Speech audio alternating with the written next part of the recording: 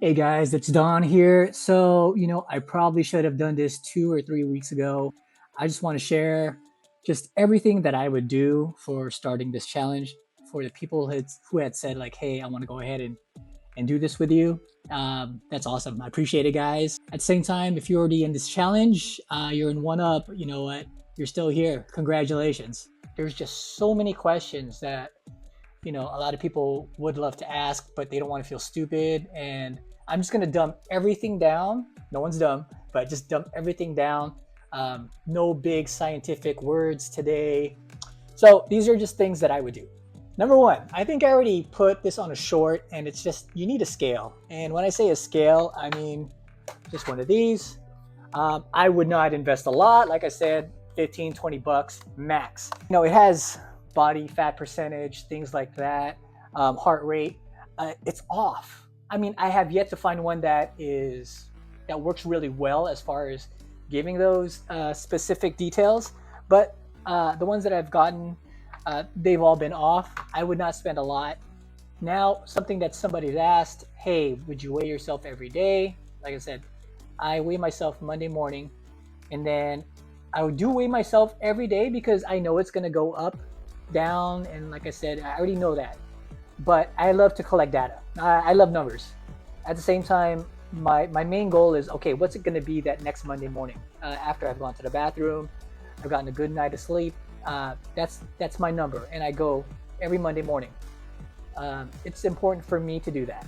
So don't don't weigh yourself every single day if you don't want. If you're a newbie, I probably wouldn't. At the same time, if you want to lose 1 pound a week, 2 pounds a week, you set yourself up for the week. Do it like that. You're not gonna say I want to lose zero point 0.2 pounds every day. That's not realistic. There's just so much fluctuations. Guys, at the same time, do not use the scale exclusively. I think I already mentioned this. Don't use it exclusively. Take measurements of your body. If your arms are something you really are important to you, or if your stomach is really important to you, just don't obsess over the scale. That's a huge thing that a lot of people like to do. It's good to know as far as like I actually have a friend who does carnivore. It's funny because he's like for 2 weeks I check up on him periodically, and he didn't lose any weight for about 2 weeks. But he says, Don, my stomach it went down 2 inches. So you gotta ask yourself, what's happening? Well, he's probably building muscle somewhere. At the same time, he's losing fat in his stomach. If he's lost 2 inches, and you say he's been in the best shape that he's been in as far as his waist since high school. So that's amazing. Don't obsess over the scale. Number two, you need a scale. Not a body weighing scale. One of these, and this is for your food. You absolutely need it. I would say this is one of those non-negotiables. Simply for the fact is that you're probably like, oh, gosh, these things are such a headache. They're a waste of time. Um, a waste of time. I think when you say that, being a waste of time, this one plugs in your numbers, and if you get everything to a T, you'll just get to your goals faster. I'm not sure how that is a waste of time. A lot of people they say they underestimate their calories by I think it was 20 to 50%. Now on top of that, the FDA allows food labels to be off by over about 20% margin, and so you're kind of at an uphill battle already. So weigh your food, guys. This is so easy. I'll actually show you right now. All right, guys. So what you see here is my first meal. This is the box of the cereal, the ingredients, and the calories. I do like to enjoy 2.5 cups. So that's 2.5. Now, how do I get the calories, the fat, the carbs, and the protein? I basically times everything by 2.5. And here are the numbers. If you're using something like Fitness Pal or the OneUp app or any kind of macro calculator, it should have the macros for Cheerios protein or just any type of cereal, or you can make your own. And you can just basically do 2.5, and it should already have these figures. And what happens is it does the math, so you can then know exactly what it is without having to do any math of your own. Now, I'm sorry I didn't get to record the whole box, but it does tell you that 1 cup weighs 37 grams. So, same thing if I'm doing 2.5 cups. 2.5 times 37 grams comes out to between 92 to 93 grams in weight. And that was what you will see here, 93 grams that I'm putting it at. Then I'm basically zeroing it out, I use ounces for my milk, and I believe I have 8 ounces for this milk, and that's how quickly you see it, and that's how easy it is. Still not on the fence about it, and you're just like, you know what, I'm just gonna work out like crazy. So anyways, it's not gonna matter because I'm just gonna go all out. I don't know one trainer says that you can outwork your diet. There's none. You can outwork a bad diet. There's not a single trainer that would say that. If there is, run. You're wasting your time. You could say like, well, I'm just gonna go lift for an hour at 300 calories an hour. A little bit more if you're more on the plus side. Or I'm gonna jog every single day for an hour. 800 calories. I mean, that's an hour. That's a waste of time to me. So guys, don't think you could outwork your diet. This is why you get the numbers in, and this tells you, hey, this is how many calories you got. You're gonna own it. All right, piece of cake. Look, you guys are gonna kill me here, and I apologize. I'm not there. It's not just one person, and it's that a lot of people would come in with a macro. They measure their food, which is great, and they have great macros that they get from the OneUp app. But what happens is that they'll max out their carbs, they'll max out their fats, and then you see like 30 grams of protein and 100 out of 150, and that's even for people who measure. So it's a great tool to use wisely. Make sure you get your protein in.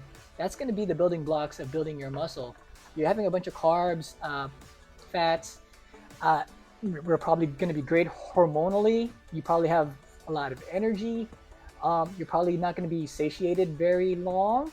At the same time, you can even get those macros. Don't kill me. You can even get those macros if you just ate like French fries or potato chips, because that's a lot of junk food is basically a lot of fat, a lot of carbs, and not much protein. And I don't want to say like, oh, you know, you're eating junk food. You probably ate a bunch of whole food, which is great. Now the only difference is that I probably would, if I ate the junk food, I'd probably have much more inflammation than you. But as far as making your body change, it's not going to change that much. If you're not using the building blocks of muscle, which is protein, you're just basically resetting that energy, which can get stored as fat. So don't kill the messenger. Just putting that out there. Use the scale wisely as well, but you have to know what you're putting in. Number 3, I would get your maintenance calories. I would probably just go ahead and just do your body weight times either 11 if you want to lose weight already, and then you could reverse engineer it. What's great about doing the whole week instead of just taking a calculator though is that it's real life activity. Now let's take me for example. I weigh 160.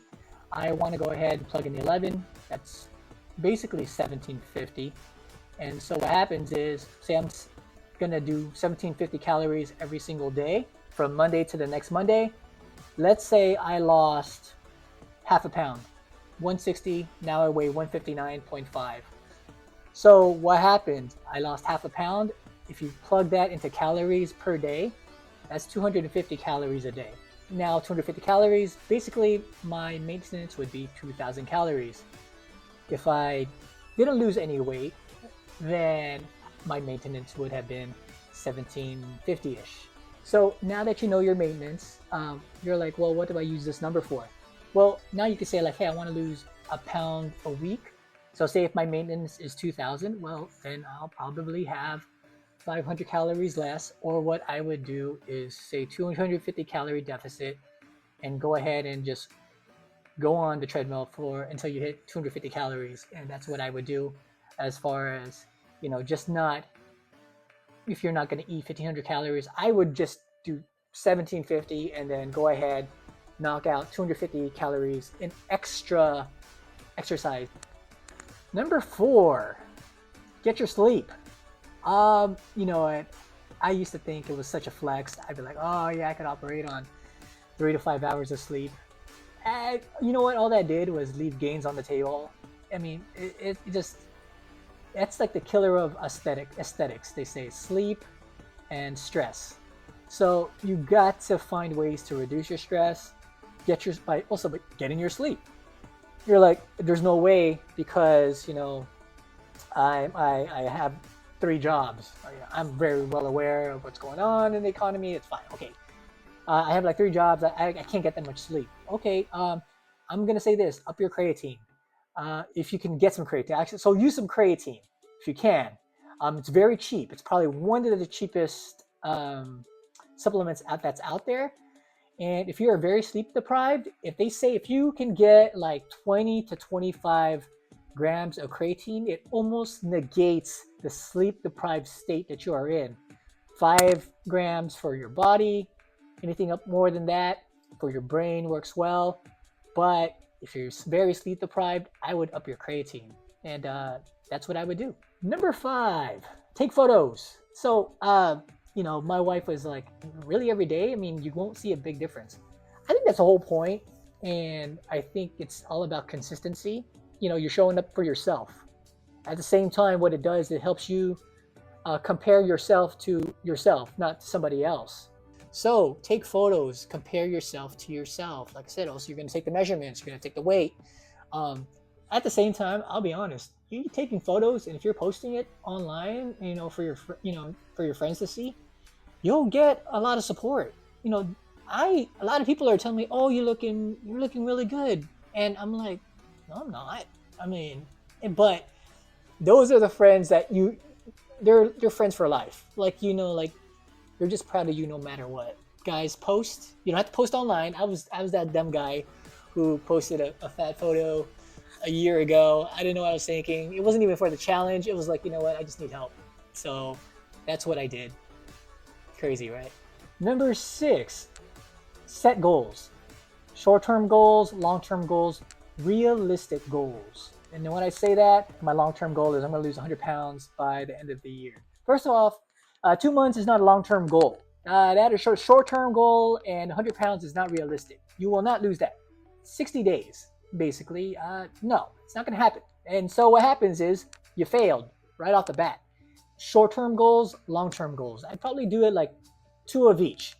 Why is that? Well, it gives you benchmarks, and once you set a benchmark and you make it, you're going to be so happy.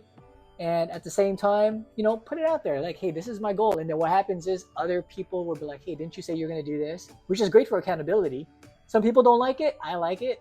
That's why I'm trying to post more online as well. And that's why I did it as, like I said, about a year ago. And it helped a lot. Lucky number 7, last one, I'd say, have fun. You know what, your body, like, especially when you're lifting, even if you're like, someone who's been lifting for a long time, what happens when you just like, I'm just going through the motions, I'm not really enjoying this? The body doesn't really change. Whether it's stress or you're just not there, you're not probably lifting as much as you used to, or you're just experiencing this mental block, and your body knows. I mean, your body knows when you're happy, your body knows when you're sad. So guys, have fun with it. Post online, like I said, have fun. There's going to be a lot of people that will support you. You just got to trust the process. I think that's it for now. Next time I'm going to go ahead and actually show you exactly what I'm doing for my diet. Not trying to hide anything at all. A lot of people want to keep their secret sauce as far as, there's a lot of money that can be won, but I'm going to show you everything that I do. And hopefully you are able to lose weight too if you follow that. At the same time, I'm going to teach you how to go ahead and get your numbers, get your macros set for yourself. See you soon. But wait, by the way, here's where I'm at.